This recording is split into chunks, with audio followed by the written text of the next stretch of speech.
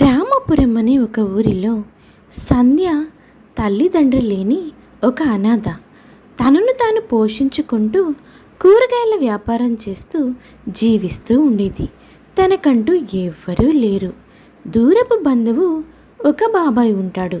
తను అప్పుడప్పుడు వచ్చి సంధ్య మంచి చెడ్డలు చూస్తూ ఉంటాడు. ఇంకా సంధ్య విషయానికి వస్తే సంధ్య చాలా మంచి అమ్మాయి. నలుగురితో త్వరగా కలిసిపోతుంది. కష్ట సుఖాలను పంచుకుంటుంది. ఊరిలో వాళ్ళందరికీ తల్లో నాలుకగా ఉంటూ చాలా మంచిగా ఉంటుంది. ఒకరోజు రంగయ్య బాబాయ్ సంధ్యని చూడ్డానికి సంధ్య ఇంటికి వస్తాడు. అమ్మ సంధ్య, ఇలా ఉన్నావమ్మా? నీకోసం ఒక పెళ్లి సంబంధం తీసుకొచ్చానమ్మా. ఆ అబ్బాయి వాళ్ళది మన పక్క ఊరే. అమ్మ, అబ్బాయి ఇద్దరే ఉంటారు. పైసా కట్నం అడగరమ్మా. ఆ అబ్బాయి కూడా పొలం పనే చేస్తాడంట. ఫోటోలో చూశాను. ఆ అబ్బాయి చాలా అందంగా ఉన్నాడు. నీకు కట్నం లేకుండా ఇంతకన్నా మంచి సంబంధం నేను తీసుకురాలేనమ్మా. నువ్వు ఒంటరిగా ఉంటుంటే నేను చూడలేకపోతున్నాను. బాబాయ్, నీకెందుకు బాబాయ్ ఇంత శ్రమ? అయినా నాకు అసలు పెళ్లి చేసుకోవాలనే లేదు. ఇలానే నా జీవితం చాలా సంతోషంగా ఉంది బాబాయ్. అదేంటమ్మా సంధ్య అలా అంటున్నావు? అది మీ అమ్మ నాన్న బ్రతికుంటే నిన్నిలా పెళ్ళి కాకుండా ఒక్కదాన్నే ఉండనిచ్చేవాళ్ళ? నా స్తోమతకి తగ్గట్లు నేను ఏదో ఒక సంబంధం చూశానమ్మా. దయచేసి పెళ్లి చేసుకో తల్లి. నువ్వు ఇలా ఒంటరిగా ఉంటే ఈ బాబాయి హృదయం చాలా బాధపడుతుందమ్మా. సరే బాబాయ్, నీ ఇష్టం. కానీ పెళ్లి ఖర్చులకు మాత్రం నేను కొంత డబ్బు దాచాను. నా డబ్బుతోనే పెళ్లి జరగాలి. అలాగేనమ్మా. నేను ఒకవేళ ఖర్చు పెట్టాలని చూసినా సరే మీ పిన్ని నాకు అసలు డబ్బులే ఇవ్వదు కదా. రేపే వాళ్ళని రమ్మని చెప్తాను. నువ్వు రెడీగా ఉండమ్మా.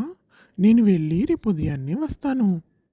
సరే బాబాయ్, అలాగే రేపు ఉదయానికి నేను సిద్ధంగా ఉంటాను. అలా చెప్పి బాబాయ్ ఊరికి వెళ్ళిపోతాడు.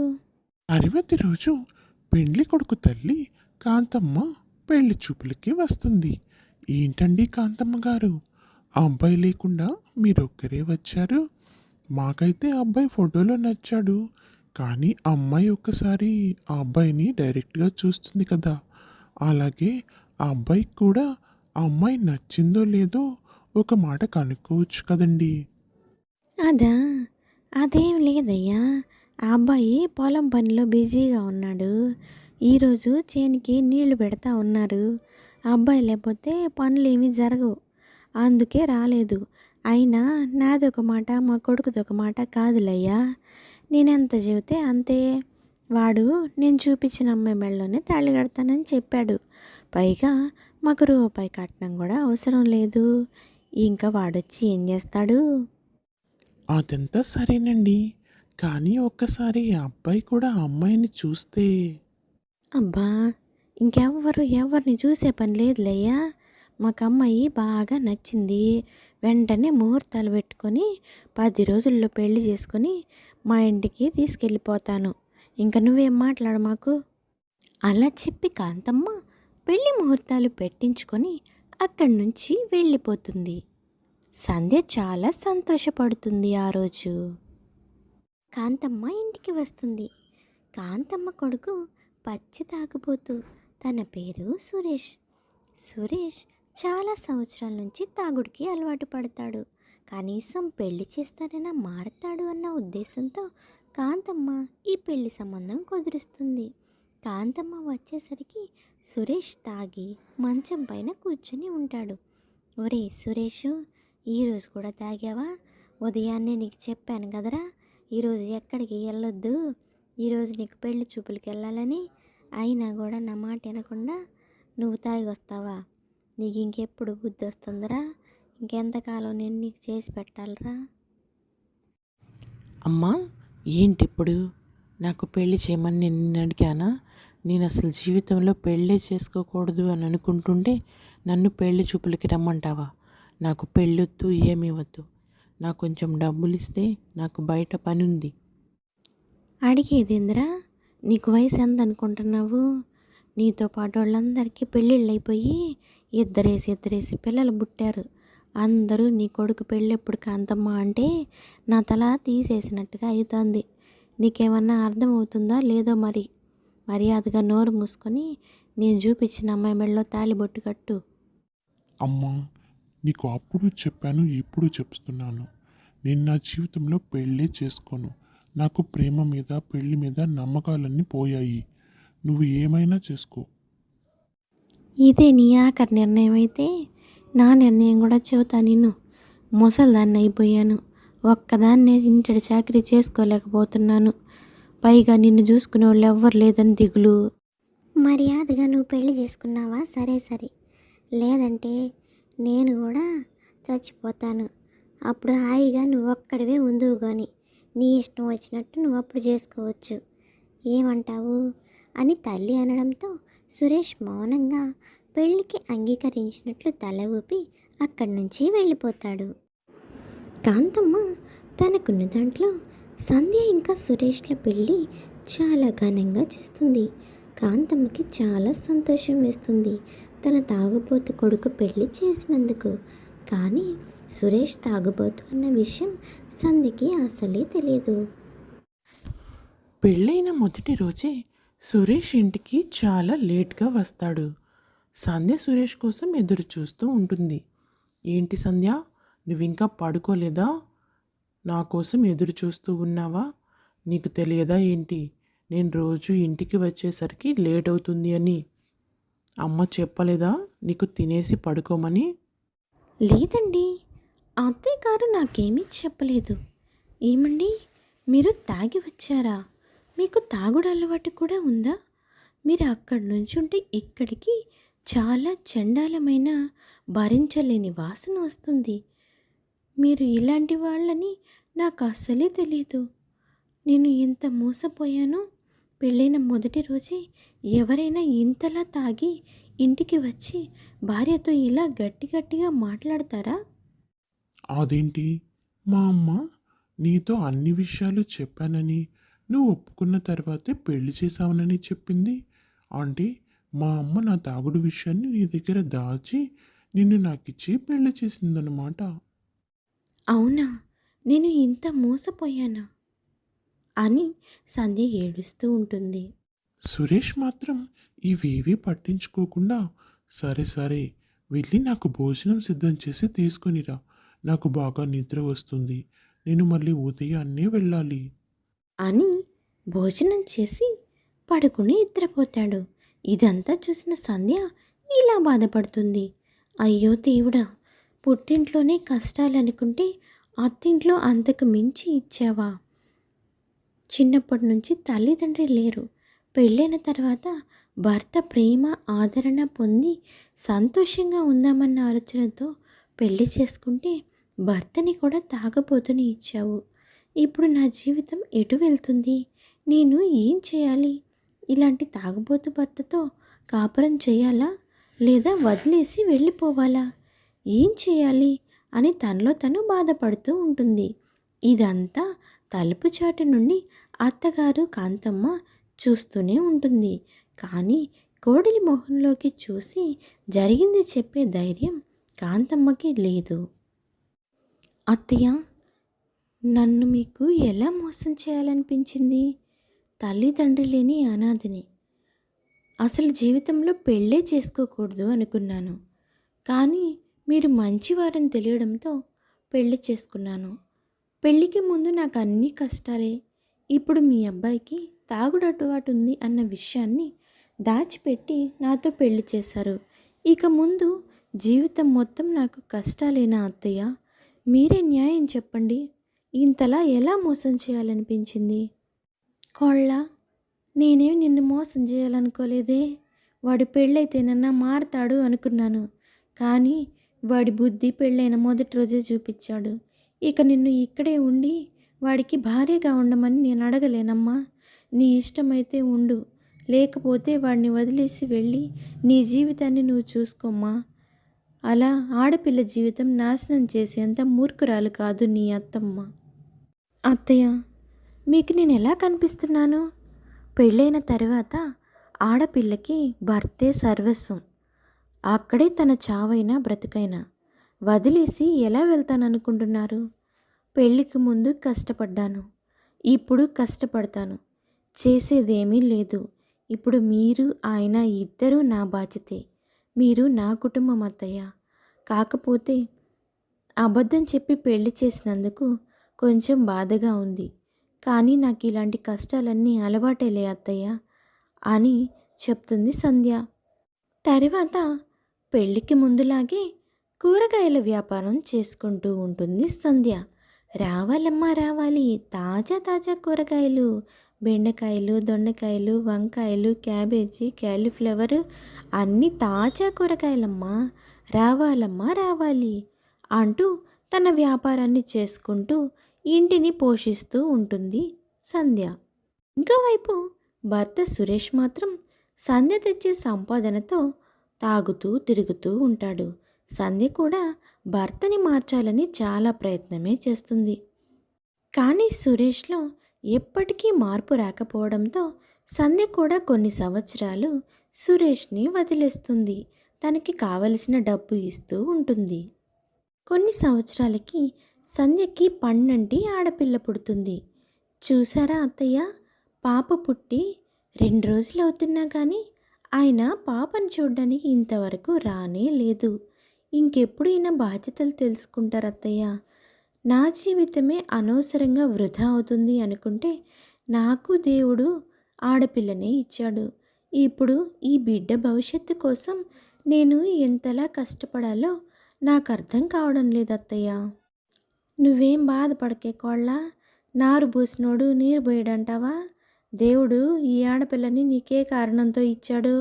ఈ పిల్ల వల్లే నీ భర్త మారతాడేమో. నువ్వు అలా ఎందుకు అనుకుంటున్నావు? నువ్వు బాధపడమాకు. ఇప్పుడు నువ్వు బాలింతవి. ఇప్పుడు నువ్వు బాధపడ్డావంటే ఆ సైడ్ ఎఫెక్ట్స్ అన్నీ నీ ఆరోగ్యం మీద పడతాయి. ముందు ముందు రోజుల్లో నీ ఆరోగ్యం అసలేమీ బాగోదు కోళ్ళ. తల్లిలా చెప్తున్నాను, కొంచెం నీ బాధని కంట్రోల్ చేసుకోమ్మా. అలా సంధ్యని అత్తగారు కొన్ని రోజులు పురిటి మంచం దిగనివ్వకుండా జాగ్రత్తగా చూసుకుంటుంది. సురేష్ మాత్రం అసలు సంధ్యని పట్టించుకునేవాడే కాదు. కొద్ది రోజులకి అత్తగారు ఎంత చెప్తున్నా వినకుండా సంధ్య మళ్ళీ కూరగాయల వ్యాపారానికి వెళ్ళడానికి బయలుదేరుతుంది. పాపని ఇంటి దగ్గరే ఉండి అత్తగారు చూసుకుంటూ ఉంటారు. మళ్ళీ సంధ్య ఎప్పట్లాగే కూరగాయల వ్యాపారం చేసుకుంటూ ఇప్పుడు తన కూతుర్ని కూడా పోషించుకునే బాధ్యత ఉండడంతో కాస్తంత ఎక్కువగా కష్టపడుతూ ఉంటుంది. సంధ్య పడే కష్టాన్ని చూసి, తను ఇంటిని పోషించుకునే విధానాన్ని చూసి, ఒంటరి మహిళగా తను జీవితంలో పోరాడుతున్న జీవితాన్ని చూసి ఆ ఊర్లోని వారంతా సంధ్యని చాలా గొప్పగా చెప్పుకునేవాళ్ళు. కొన్ని సంవత్సరాల తర్వాత సంధ్య పాప రియా పెద్దదవుతుంది. ఒకరోజు రియా తల్లితో ఇలా మాట్లాడుతుంది. అమ్మా, ఎందుకని నాన్న ఎప్పుడు అలా ఊగుతూ ఇంటికి వస్తాడు? ఎప్పుడు మా స్కూల్ దగ్గరికి రాడు. అందరి నాన్నలు స్కూల్ దగ్గరికి వచ్చి వాళ్ళ పిల్లల్ని ఇంటికి తీసుకొని వస్తారు. నా కోసం ఎప్పుడు నువ్వు నాన్నమ్మే వస్తారు. నాన్న ఎందుకని రాడమ్మా? నాన్న అసలు నాతో నవ్వుతూ మాట్లాడిందే లేదు. నాన్నకి అసలు నేనంటే ఇష్టమేనా? ఎందుకని నాన్న ఎప్పుడు డల్గా ఉంటాడమ్మా? ఏమైంది నాన్నకి? అప్పుడు సంధ్య మనసు నిండా వస్తున్న దుఃఖాన్ని ఆపుకొని, అదేం లేదమ్మా, మీ నాన్నకి కొంచెం ఆరోగ్యం బాగోలేదు. అందుకే మీ నాన్న నీ దగ్గరికి రావడం లేదు. నాన్నకి నువ్వంటే చాలా ఇష్టం. నాన్న నువ్వు నిద్రపోయిన తర్వాత నీ గురించి నాకు అన్నీ చెప్తాడు. నేను నీకు బొమ్మలు, చాక్లెట్లు, డ్రెస్సులు కొనిస్తాను కదా, అవన్నీ నాన్న తెచ్చి నాకు ఇస్తేనే నేను నీకు ఇస్తానమ్మా. నాన్న గురించి ఎప్పుడూ అలా తప్పుగా అనుకోకూడదమ్మా. అవునమ్మా, నాన్నకి నేనంటే చాలా ఇష్టమా? నాన్న నా కోసం ఇవన్నీ చేస్తున్నాడా? నాన్న కనీసం నాతో మాట్లాడకపోవడంతో నాన్నకి నేనంటే అస్సలు ఇష్టమే లేదని నేను ఇన్ని రోజులు చాలా బాధపడ్డానమ్మా. రియా, నా బంగారు తల్లి, ఇప్పుడు నీకు విషయం అర్థమైంది కదా. నాన్నకి నువ్వంటే చాలా ఇష్టం. ఇంకా నీకు స్కూల్కి టైం అవుతుంది. నువ్వు స్కూల్కి రెడీ అయ్యావంటే నేను నీకోసం టిఫిన్ బాక్స్ పెడతాను. ఈరోజు నీకు ఇష్టమైన పులిహోర చేశానమ్మా. అలా కూతురికి మాయమాటలు చెప్పి స్కూల్కి పంపించింది సంధ్య. కానీ తన కూతురుతో చెప్పిన మాటలన్నీ అబద్ధమైనప్పటికీ అవన్నీ ఇంకో పక్క సురేష్ ప్రవర్తన మాత్రం ఎప్పుడూ ఒకలాగే ఉంటుంది. ఇంట్లో వాళ్ళని విసుక్కుంటూ అరుస్తూ అలాగే ఉంటూ ఉంటాడు. సంధ్య చేసిన డబ్బులన్నీ సురేష్ తాగుడికే ఖర్చవుతూ ఉండేవి. ఇన్నాళ్ళు ఓర్పుగా ఉన్న సంధ్యకి ఒక్కసారిగా కోపం కట్టెల తెంచుకొని వచ్చేస్తుంది. భర్తని ఎలాగైనా మార్చుకోవాలి అన్న ఒక నిర్ణయానికి వస్తుంది. ఇన్ని సంవత్సరాలు టైం ఇచ్చినా కూడా ఆ మనిషి మారడం లేదు. ఇక నేనే ఏదో ఒకటి చెయ్యాలి అని అనుకుంటుంది. సంధ్య అత్తగారి దగ్గరకు వెళ్ళి ఇలా అడుగుతుంది. అత్తయ్య, అసలు ఆయన విషయంలో అంతలా ఏం జరిగింది? అలా తాగుడు అలవాటు పడేలా ఎప్పటి నుంచి ఆయన తాగుడికి అలవాటయ్యాడు? ఈరోజు మీరు నాకు వివరంగా అన్ని విషయాలు చెప్పాలత్తయ్య. ఎలాంటి విషయమైనా నేను తట్టుకోగలను. ఎందుకు చెప్పను కోళ్ళ? ఇన్ని రోజులు చెప్పాల్సిన సందర్భం రాలేదు కాబట్టి చెప్పలేదు. కానీ వాడొక అమ్మాయిని చాలా ప్రాణంగా ప్రేమించాడమ్మా. ఆ అమ్మాయి డబ్బున్న వ్యక్తితో పెళ్లి కుదిరిందని వీడిని వదిలేసి వెళ్ళిపోయింది. అప్పటి నుంచి ఈడెవరన్నా ఇష్టపడితే వాళ్ళు వాడికి దూరం అవుతారని వాడు భయపడతా ఉండేవాడు. అంతకుముందు నాతో కూడా చాలా సంతోషంగా నవ్వుతూ ఉండేవాడు. ఆ అమ్మాయి మోసం చేసినప్పటి నుంచి నన్ను కూడా చాలా దూరంగా పెడుతున్నాడు. నువ్వు చూస్తున్నావు కదా. అప్పటి నుంచి వాడి పరిస్థితి అంతా ఇంతేనమ్మా. నువ్వే మార్చాలి తల్లి. మీరే చూస్తారు కదా అత్తయ్య, ఆయన్ని ఎలా మారుస్తానో. ఇప్పుడు తనని ప్రేమించిన అమ్మాయి వెళ్ళిపోయిందని ఆయన అంతలా బాధపడుతున్నారు. మరి నేను కూడా తనని ప్రేమిస్తున్నాను కదా. మరి నేను తనతో ఉన్నాను.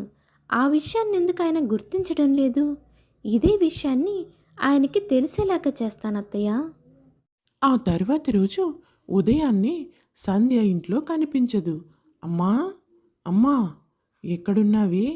సంధ్య ఏంటి ఉదయం నుంచి కనిపించడం లేదు? తను ఎక్కడికి వెళ్ళింది? నాకు చెప్పకుండా తను ఎక్కడికి వెళ్ళదు కదా. ఏమోరా, ఉదయం నుంచి సాయంత్రం దాకా పాపం 24 గంటలు కష్టపడతానే ఉంటుంది. ఆ కష్టానికి తగిన ప్రతిఫలం ఏమన్నా ఉందా అంటే తెచ్చిన డబ్బులన్నీ నువ్వు తీసుకెళ్ళి ఆ కొట్లో పెట్టొస్తావాయే. పాపం దాని బిడ్డను చూసుకుంటుందా, నిన్నని చూసుకుంటుందా, నన్నని చూసుకుంటుందా? ఇంత చాకరీ చేయలేక అదెటన్నా పోయిందేమోరా. నువ్వు చేసే పనులకి తల్లి నేను నాకే కోపం వస్తుంది. మరి భార్య అది ఎంతకాలం భరిస్తాదిరా? నాన్న, అమ్మ ఉదయం నుంచి కనిపించడం లేదు. అమ్మ చెప్పింది నాన్న ఆకలికి అస్సలు తట్టుకోలేడు అని. నేను మీకోసం చపాతీలు చేశాను, రండి నాన్న తిందురు కానీ అని ప్రేమగా రియా మాట్లాడుతుంది. వెంటనే సురేష్ కళ్ళ నిండా నీళ్లు తిరుగుతాయి. నా బంగారు తల్లి, నువ్వు పుట్టినప్పటి నుంచి ఇప్పటి వరకు ఒక్కసారి కూడా నిన్నెత్తుకోలేదు. కనీసం ఒక్క ముద్దు కూడా పెట్టుకోలేదు. నీపైన నేను ఎలాంటి ప్రేమ చూపించలేదు. మరి ఎందుకమ్మా ఈ తాగుబోతు తండ్రి మీద నీకందుకంత ప్రేమ? ఇన్నాళ్ళు నేనింత ప్రేమ ఆప్యాయతని దూరం చేసుకున్నానా? నా భార్యకి నేనంటే ఇంత ఇష్టం ఉందా? నా పాపని నేను ఇన్ని రోజులు తండ్రిగా బాధ్యతలు తీసుకోకుండా నిన్నింతలా బాధ పెట్టానా? ఈ రోజు నుంచి నేను పద్ధతిగా ఉంటానమ్మా, బాధ్యత కలిగి ఉంటాను తల్లి అని అంటాడు. నాన్న, అమ్మ చెప్పింది నాన్నకి రియా తల్లి అంటే చాలా ఇష్టమని, నేనంటే మీరు చాలా ఇష్టపడతారని, మీరే నా కోసం బుక్స్ అన్నీ తీసుకొస్తారని. అవన్నీ నిజమే కదా నాన్న? మరెందుకు ఇలా బాధపడుతున్నారు అని తండ్రి దగ్గరకు వెళ్ళి కంటి వెంట వస్తున్న దుఃఖాన్ని చేత్తో తుడిచి తండ్రిని హత్తుకుంటుంది రియా. దాంతో సురేష్ హృదయం ఒక్కసారిగా ద్రవించిపోతుంది. కూతురి ప్రేమను చవి చూసిన సురేష్ ఇంకా జన్మలో తాగకూడదని నిర్ణయం తీసుకుంటాడు. వెంటనే తల్లిని పిలిచి ఇలా అంటాడు, అమ్మా, నేను చేసిన తప్పు నాకు తెలిసొచ్చిందమ్మా, నాకు బుద్ధొచ్చింది. సంధ్య ఎక్కడుందో చెప్పవే. సంధ్యని తీసుకొని వచ్చి బాధ్యత గల భర్తగా కుటుంబాన్ని నిలబెడతాను. పాపం ఇన్ని సంవత్సరాలు నన్ను భరించింది. ఈ దుర్మార్గుడికి కావలసినవన్నీ సేవలు చేసి పెట్టింది.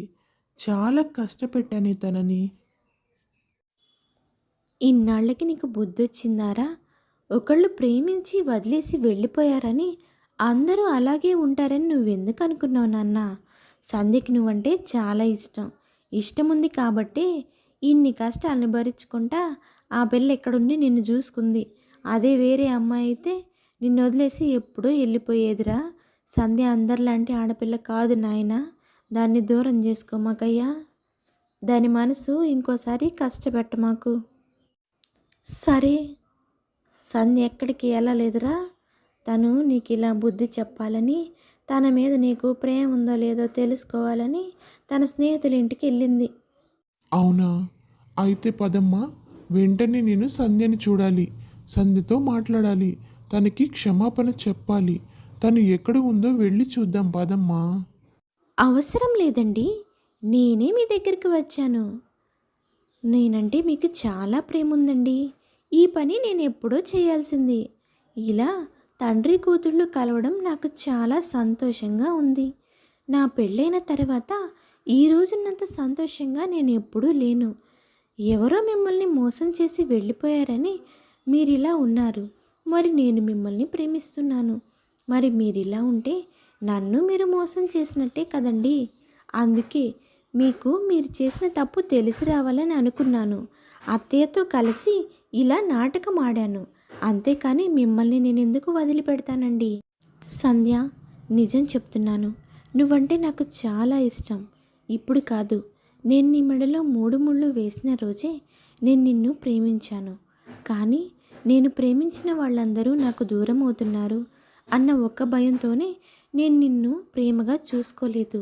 అలాగే మన పాప రియా అన్న కూడా నాకు చాలా ఇష్టం.